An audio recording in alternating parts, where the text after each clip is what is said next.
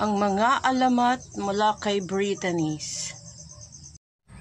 Kung bago kayo sa channel ko, don't forget to subscribe, hit the notification bell para sa maraming updates.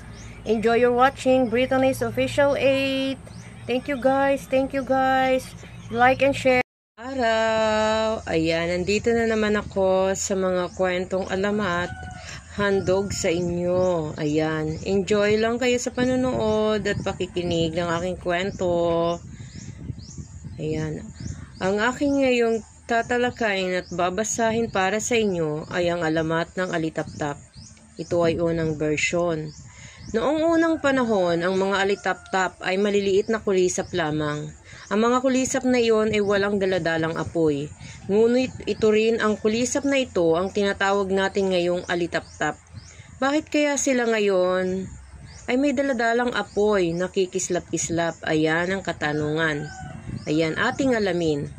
Gaya rin ng alitaptap ngayon, ang mga kulisap noong unang panahon ay gabi lamang kung lumilipad. Ngunit ayaw na ayaw nila ng mga gabing madilim.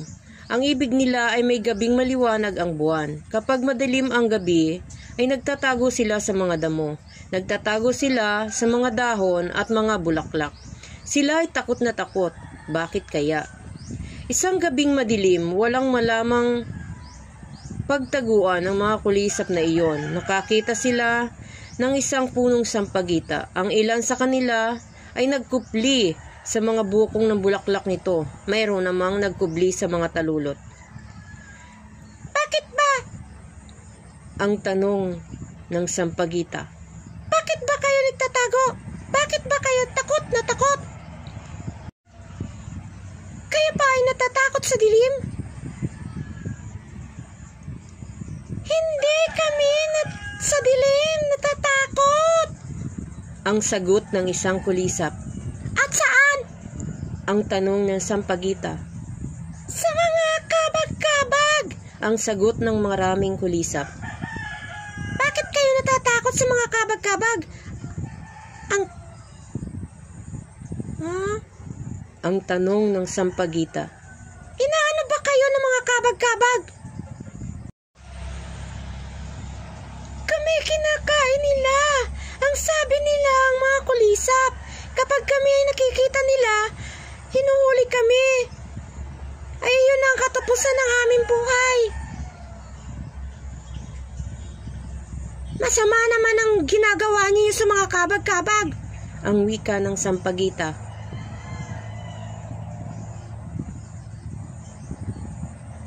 Biyuin mo?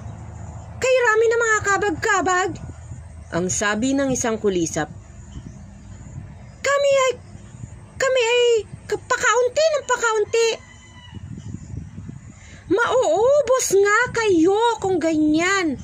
Kawawa naman kayo. Ang wika ng sampagita. Hindi nga namin malaman kung ano ang aming gagawin. Ang wika ng kulisap. Bakit? Kung maliwanag ang gabi ay hindi kayo na magkukubli sa aking puno. Ang tanong ng sampagita. Kung maliwanag ang buwan, ay mahirap kaming mahuli ng mga kabag-kabag. Ang sagot ng isang kulisap. Hindi makikita sa liwanag ang mga kabag-kabag. Ang dugtong ng isang kulisap. Sila ay nasisilaw sa liwanag. Ang dugtong pa uli ng isang kulisap. Ganoon pala. Hindi pala makikita si liwanag. Tuturuan ko kayo kung anong dapat ninyong gawin. Ang sabi ng sampagita. Ano pa?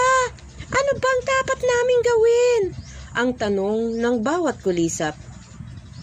Bawat isa sa inyo ay magdala ng apoy. Pagkatapos ay magsabay-sabay kayong lumabas. Matatakot sila sa inyo. Hindi nila kayo malalapitan. Ang sabi ng sampagita. Ano ba? Ano ba ang dapat naming gawin? Tanong ng bawat kulisap.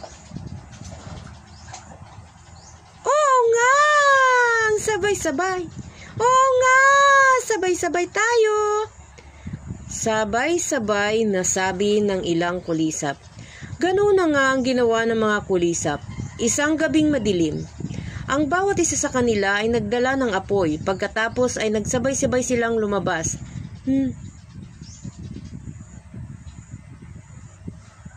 Nako! Para silang mga alipatong lumilipad. Hindi nga naman sila malapitan ng mga kabag-kabag. Anong tuwa ng mga kulisap? Lumipad sila ng paikot-ikot sa puno ng sampagita. Salamat sa iyo, sampagita! Kami ngayon ay malaya na! Mula noon, tuwing lalabas ang mga kulisap pag madilim ng gabi, nagdadala sila ng apoy. Kaya't ang mga kulisap na iyon, sa ngayon din ay tinatawag nating mga alitaptap. Ayan ang kwento ng alitaptap. Siguro, hindi naman lingid sa inyong kaalaman at kilala ninyo kung anong kulisap ang alitaptap. Ang alitaptap ay makikita sa gabi na nagbibigay liwanag sa panahon ngayon. Sa aking obserbasyon, madalang ko nang makita ang mga alitaptap, kaya tuwang-tuwa ako kapag nakikita ko sila. Kapag madilim ang gabi, nagsisilbi silang liwanag. Ayun, sana nakapulutan nyo ng aral at sana natuwa kayo sa aking kwento. Ayan, salamat sa inyong pakikinig at panonood ng aking video. Yan po muna sa ngayon. Hanggang sa muli. Salamat. God bless.